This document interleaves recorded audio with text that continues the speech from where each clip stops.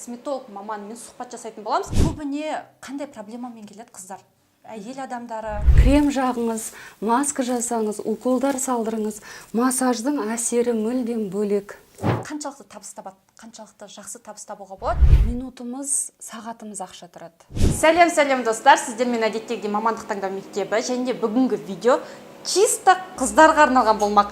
Жалпы егер де сіз бет күтімі жағына немесе косметология бағытына қызықсаңыздар, бүгінгі видеоны соңына дейін қараңыздар, себебі бүгін Гүлмира ханыммен, яғни косметолог маманмен сұхбат жасайтын боламыз. Давайте танысайық, жүздесейік, сұхбат алайық. Кеттік.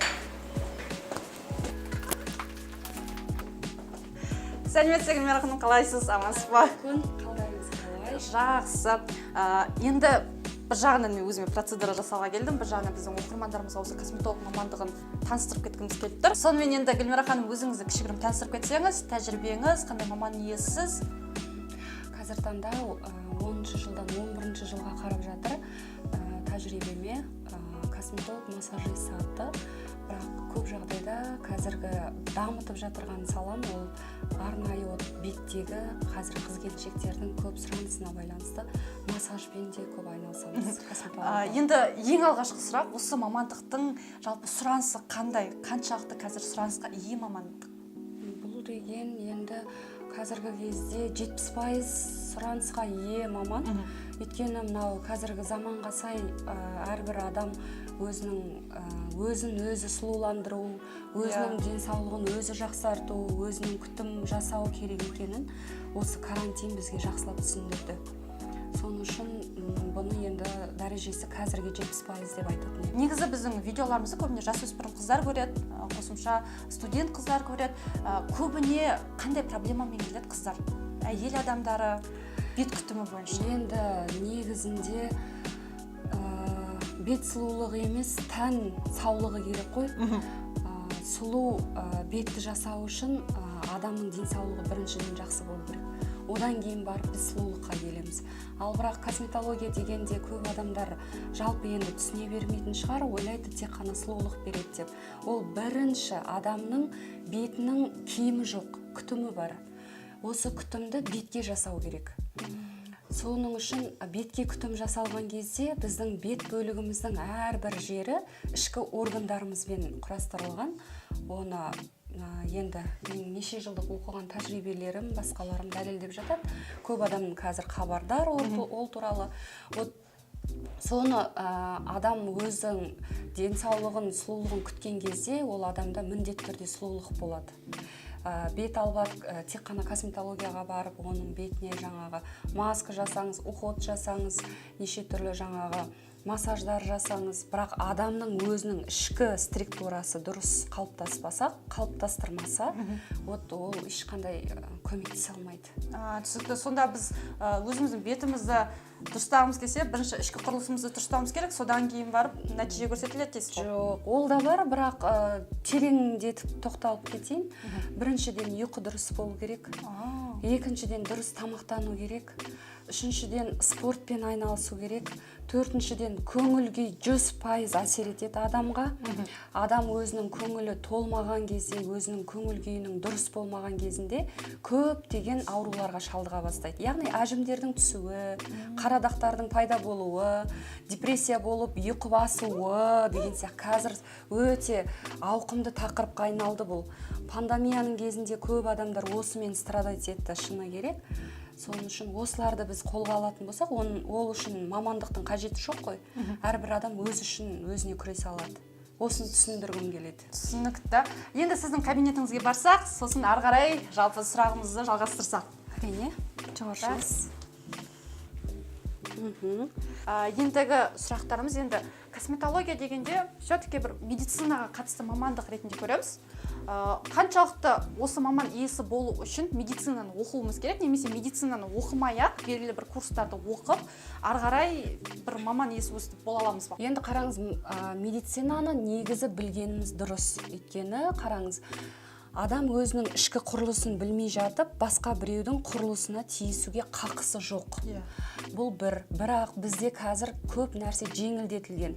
Яғни эстет косметолог деген нәрселер бар да. Эстет дегеніміз ол деген сізге операция жасамайды, сізге күрделі бір уколдар салмайды, ботулотоксиндармен жаңа жұмыс жасамайды. Тек қана сізге поверхностный чисткалар жасауы мүмкін, массаж жасауы мүмкін, масканың түрін жасауы мүмкін. Осындай неге салаларға ақысы бар.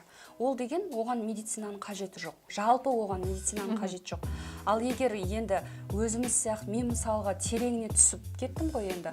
Осыны зерттеймін, осыны жаңағы дамытам деп салғаннан кейін енді негізгі білім алған дұрыс. Негізгі медицинаға түскен дұрыс. Одан кейін жалпы медицинаға түсіп, ары қарай өзінің белгілі бір сферасын таңдайды ғой, түсінікті. Косметологияның ішінде де бөлінеміз ғой, массаждың ішінде де бөлінеміз ғой. Мануалистіміз бар, массажистіміз бар, именно мышцалармен жұмыс істейтініміз бар, точныйлармен жұмыс істейтініміз бар. Енді нақты массажда қазір енді өзімде 250-ден аса шәкірт өсіріп шықтым қазіргі кезде. Жартысында бар, жартысында жоқ. Бірақ бар жоққа қарамастан барлығы өзінің кәсібін жасап, қазіргі кезде өз нанын осы массаж арқылы тауып. Енді келесі сұрағымыз, көбіне енді мамандықтың сұранысын білдік, жалпы оқуын білдік, қаншалықты табыс табады, қаншалықты жақсы табыс табуға болады, және де бастапқыда, ең басында, енді тәжірибе жинаған кезде қанша табамыз, және де тәжірибе жинап болғаннан кейін, сіз секілді 4-5 жылдан кейін немесе 10 жылдан кейін табысымыз қанша болады? Енді оны не дейді, әрекет адамнан, берекет Алладан дейді ғой. Енді істегеніне қарай әр нәрсенің өзінің қайыры болады, қайтарымы болады. Қайыры деген, қайтарым деген сөзде. Ол адам, ол жұмысына қаншалықты адал, қаншалықты берілген, қаншалықты мысалы мен таң сағат 9-дан кешкі сағат 10-ға дейін мен жұмыстамын. Осылай сияқты да ол өзінің несіне байланысты енді адам, мастердің өзіне байланысты. Ал жалпы ортақпен енді Қазақстанда шынын айту керек, көп адамда қаржылық сауаттылық жоқ. Қаржылық сауаттылық жоқ. Осының арқасында кейбір адамдар тек қана жалақыға қарап отырады да. Жалақыны емес, біз деген минутымыз, сағатымыз ақша тұрады. Осыны ескеріп, өзінің уақытын бағалаған адам кез келген миллиондарды бағындыруға болады. Негізі сіздің жақсы табатыныңызды білеміз, естігенбіз. Негізі шүкір Аллаға. Шүкір, шынымен егер де жақсы маман иесі болсаңыз, 500 мыңнан да одан да жоғары табуға спокойно болады негізі. Енді ары қарай өзімді бір жағынан сізге келіп тұрған соң, өзімнің бетімнің қаншалықты дұрыс емес екенін сізден консультация алып кетсем, және де сонда сұхбатты жалғастырып кетсек қалай қарайсыз? Патша көңіліңіз шешеді. Осы жерге ма или басқа кабинетке барамыз ба? Осы жерге мен тек қана дайындауым керек. Окей, сәкет. I can take you anywhere, I can take you home. I just wanna be there so you never feel alone. I know how it feels to be lost inside this world. Don't give up, no.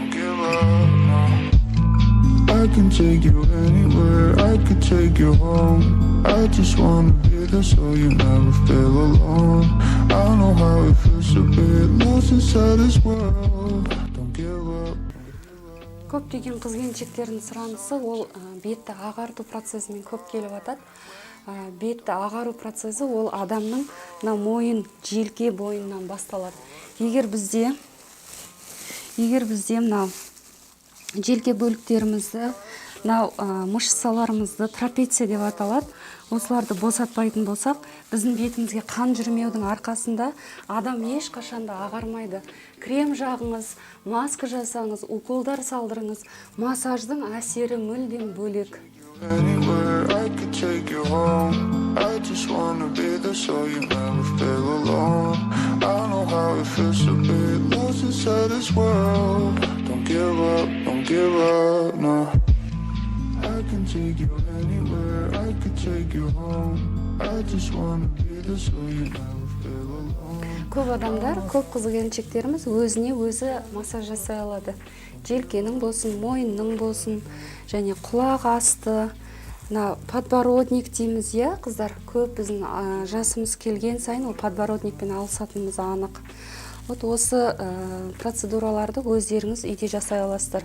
Тек қана жоғары көтеріп, осылай кез келген крем, сыворотка, Бізде енді түрлері өте көп. Енді мен қазір біреуін көрсетсем, сіздер бұны қайдан алам, бұл қайда сатылады деп сіздерде сұрақ көбеюі мүмкін.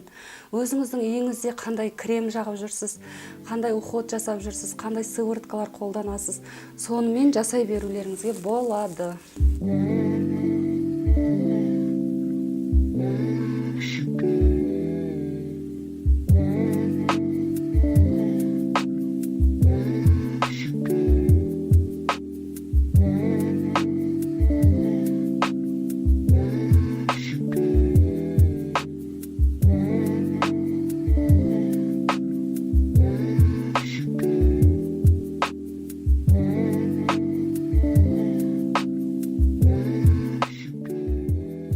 Косметолог болу үшін адамның бойында қандай қабілеттер болу керек?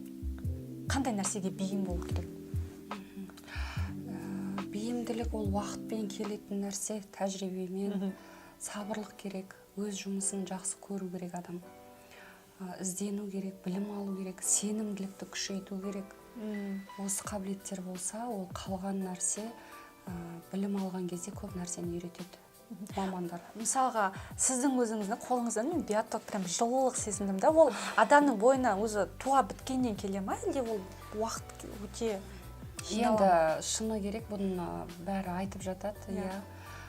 Өзім енді кішкене өмірбаянымды білесіз ғой, иә? Ұлыма байланысты мен массажды таңдадым. Сол баламды қазір ала берсе 11-де. Сол баланың 3 айынан бастап осы массажбен, осы денсаулықпен алысып келем. Сол үшін менде кәдімгідей адамды ұстағанда диагнозда қоятын қабілет пайда болды. Бұның барлығы жаңағы балама шын ынта-шынтамен берілгеннің арқасы шығар. Енді азды көпті адамдар сөйтіп айтып жатады, күшті болдым, тағы да мамамды алып келем, ағамды алып келем деп. Бет жасағанда да, денені жасағанда да менде сондай өзімнен биоток бөлініп отырады. Ол біртіндеп негізі келеді, қалыптасады адамда. Енді білмеймін, мүмкін менің геннен келгенім бар шығар. Айтып тұрмын ғой, енді балам үшін, ана бала үшін бәріне барады да. Вот сол бала үшін адам ашылады. Содан ашылған қабілет шығар. Түсінікті. Массажист болу үшін көп адамдар енді ерекше қабілет іздеп жатады өзінің бойынан. Бірақ оның барлығы уақыты келе өзі қалыптасады. Тәжірибе жоқ дегенде 3 жылдық болу керек. Соның қазанында қайнау керек адам. 3 жылда алдыңызға 1000 санда адам келеді. Біреу көңілді болады, біреу көңілсіз болады. Көп адамдар ауырып келеді. Көп адамдар енді неше түрлі қазіргі жағдай тіпті ауыр болып кетті де. Үйде отырған адамдардың өзі неше түрлі депрессияларға беріледі деген сияқты. Енді шыны керек, көп адам ойлайды, ақшаны оңай тауып жатыр деп. Жоқ, ол ақшаны оңай табу емес. Мысалға, сіздің бір сағатыңыз 25 мың дейді. 25 мыңға менің кешіріңіз 11 жылдық білімім жатыр да ішінде. Ол бір сағаттық 25 мың дегенде, мен ойлаңыз 11 жылда неше түрлі білімдер алдым. Дыбыспен де арнайы жұмыс жасадым. Биоэнергетикамен де арнайы білім алдым. Психологиядан да арнайы білім алдым. Қазіргі таңда мен психосоматиканы зерттеп жатырмын. Одан бөлек массажда осы 2010-нан бері жұмыс істеп келем. Косметологияны 7 жылдан бері дамытып келем. Бұның барлығы менің үлкен табандылығым мен өзімнің сұранысым, ізденісім, осы адамға не бере алам, адамнан не алам емес, адамға не бере алам, қайтсем жаңағы шипасын берем деген сияқты адам өзінің ішкі структурасы болу керек та. Стержен дейміз ғой орысша айтқанда. Стержен болу керек, тазалық болу керек. Адам менің бір сағатым осынша мың тұрады, мен мынанша мың табыс табам деп, ондай ақшаның есебіне кеткен адам күндердің күнінде шаршайды. Ол ақша адамды жылытпайды. Ал с удовольствием дейміз ғой, күліп тұрып, с удовольствием, прям ана адам массаж алып атқан жоқ, мен өзім рахаттанып атырмын деген сияқты. Массаж біткенде адам деген күліп тұрса, жанып тұрса, сонда ана адам өзі де қуанады да. Сондай кішкене ерекшеліктер бар енді, оған ескеру керек.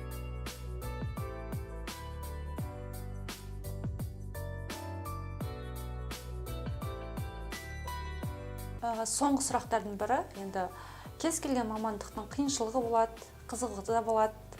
Осы мамандықтың енді плюсы мен минусын бір кішігірім айтып шықсаңыз бізге. қандай қиындықтар болды дегендей? Көп қой, шаршайсың, аяқ талады деген сияқты ғой. Кейде тамақ ішуге уақыттар болмай қалатын кездер болады, өзің денсаулығың әлсіреп қалатын кездер болады. Сол кезде өзің морально кәдімгідей дайын болу керексің де. Сол минусы сол, плюсы өте көп. Плюсы алғыс алу, елден бата алу, өзіңнің бір өмірге не үшін келгеніңді, біреуге көмектесе алады екеніңді дәлелдеу, бала шағаңа, өзіңнің туған туысыңа, ата-анаңа осындай жетістіктеріңмен бөлісу, менің оқып шыққан орталарым қаншасы, бәріне өзімнің жетістіктерімен, әлеуметтік желі қазір бәрі көріп отырады.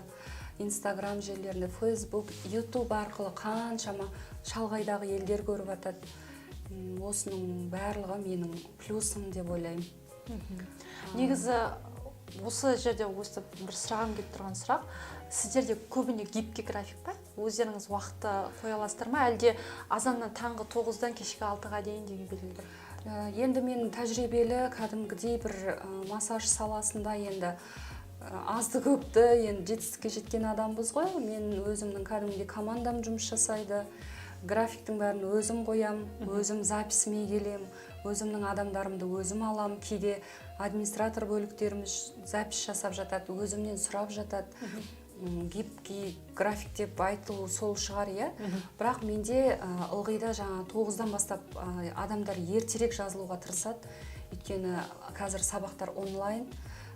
Кешкі уақытқа көп жағдайда балаларымен алысады. Енді менің басым көпшілік клиенттерім ол балалар мен аналар, қыз-келіншектер.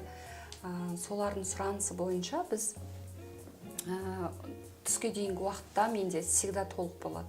Түстен кейінгі уақыттарда тоже записпен алып атам. Негізі осы косметология, массажист маманы болып жүріп, отбасыны да алып жүру, жалпы әйел бақытын сезіну, ол барлығын алып жүру мүмкін ба?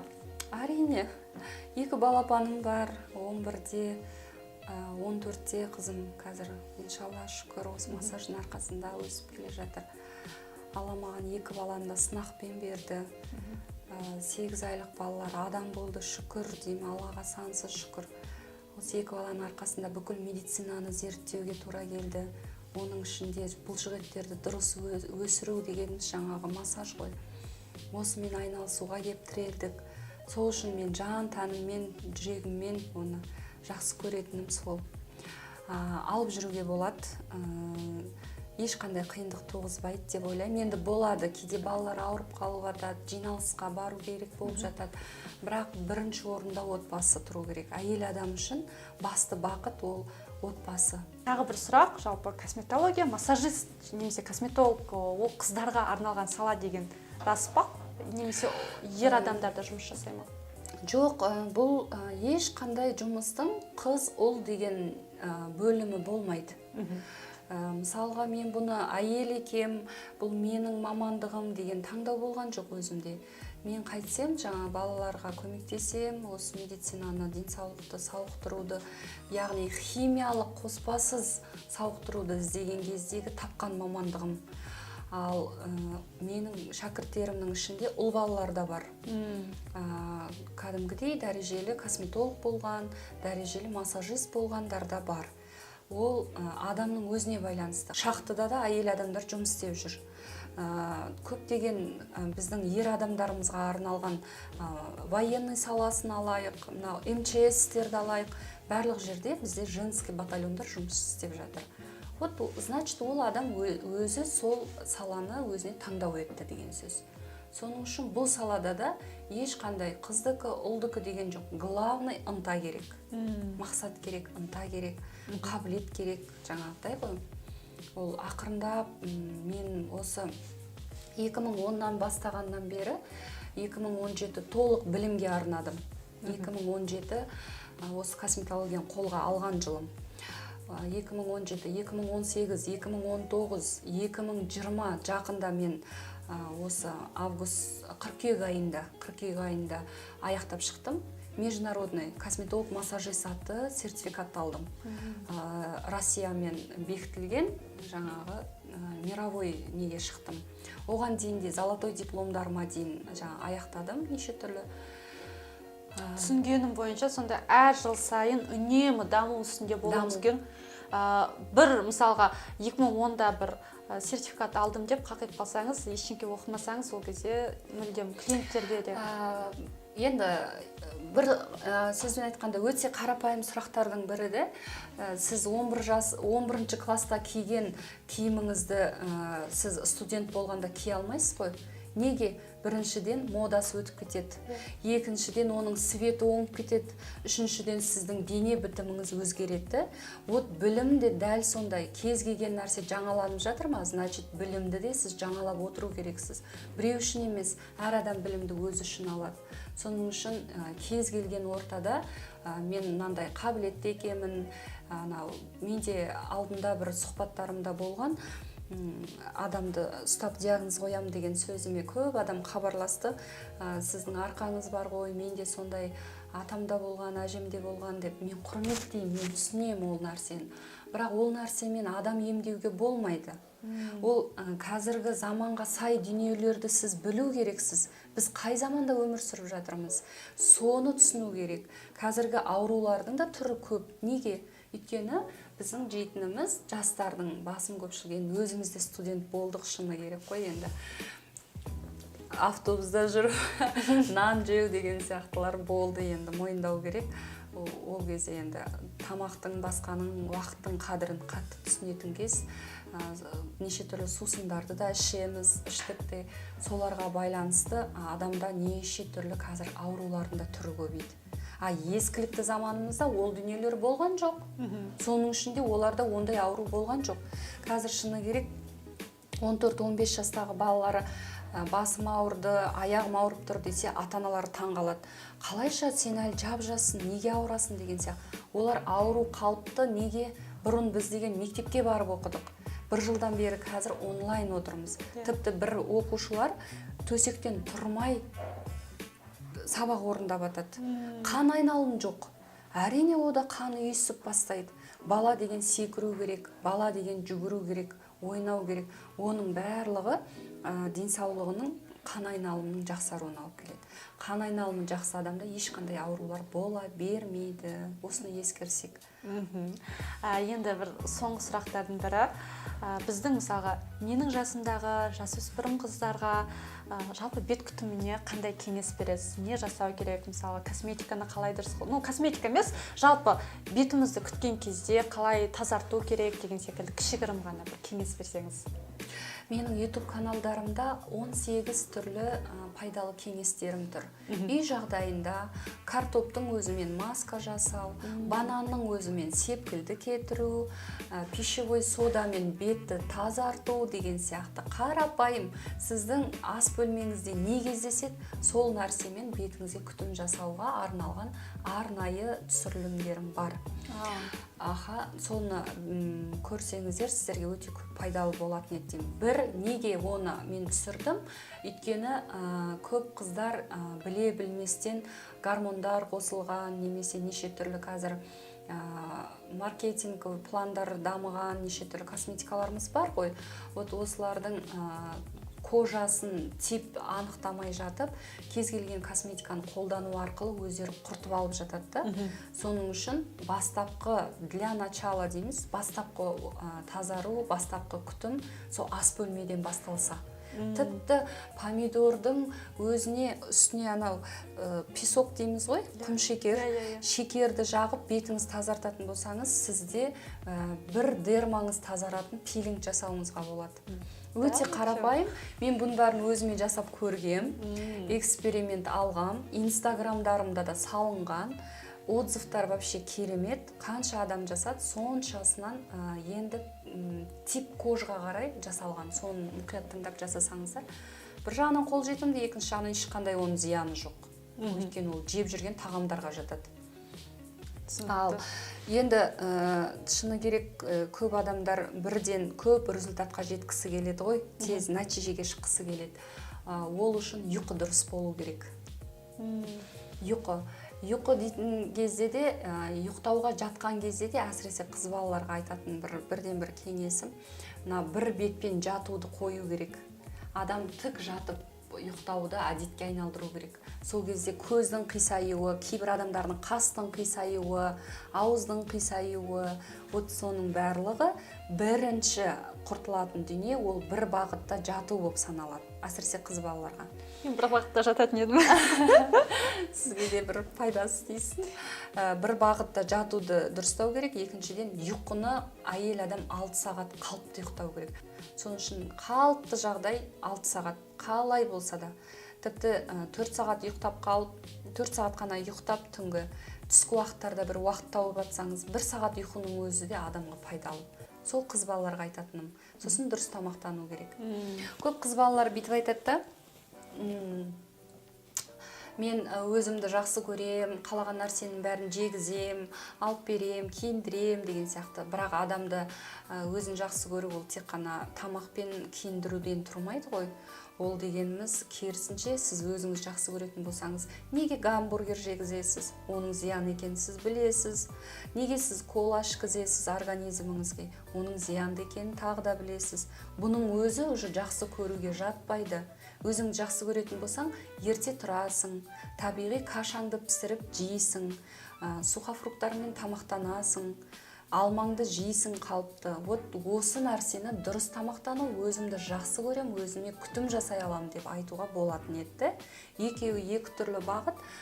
Сөйлесеп, сұрап, не жейсің деп сұрасаң, осылай көшенің тамақтарын жиі айтып жатамыз. Жалпы бүгінгі біздің сұхбатымызға шын жүректен барынша айтып, біздің қандай қыздарда проблема болатын, қандай нәрсені дұрыс жасамайтынымызды, және де косметология сферасын, массажист сферасын барлығын түсіндіріп бергеніңізге үлкен рахмет айтам. Және де достар, мен соңғы айтқым келетіні, жалпы түсінгендеріңіз бойынша, егер де сіз косметология немесе массажист деген мамандықты оқығыларыңыз келсе, медицинаға түсіп, сол сферадан, яғни жалпы медицинадан кейін оқып болып, белгілі бір маман иесін оқысаңыз болады, немесе косметологияның бөлек бастапқы бөлімін қосымша курстарда да оқып, бірақ үнемі жетілдіріп, сол арқылы жақсы маман иесі боласыз. Яғни сізде екі мүмкіншіліктер де бар. Соны айтқым келіп кетті. Сонымен достар, бүгінгі біздің косметолог маманымен және массажист маманымен сұхбатымыз аяқталды. Сіздерге өте құнды болды деп ойлаймын. Егер де сіз осы мамандықты өзіңізге түртіп алып жүрсеңіз, немесе осы мамандық туралы белгілі бір ақпаратты іздеп жүрсеңіздер, барлық сұрақтарды осы жерден таптыңыздар деп ойлаймын. Егер де таппасаңыздар, Гүлмира ханымның Instagram парақшасына немесе YouTube парақшасына қарап, ішінен пайдалы кеңестен қарап, өздеріңізге пайдалы ақпараттарды біле аласыздар. Достар, видео ұнаса міндетті түрде комментарийға жазып кетіңіздер, лайк басып кетіңіздер. Сау саламат болыңыздар.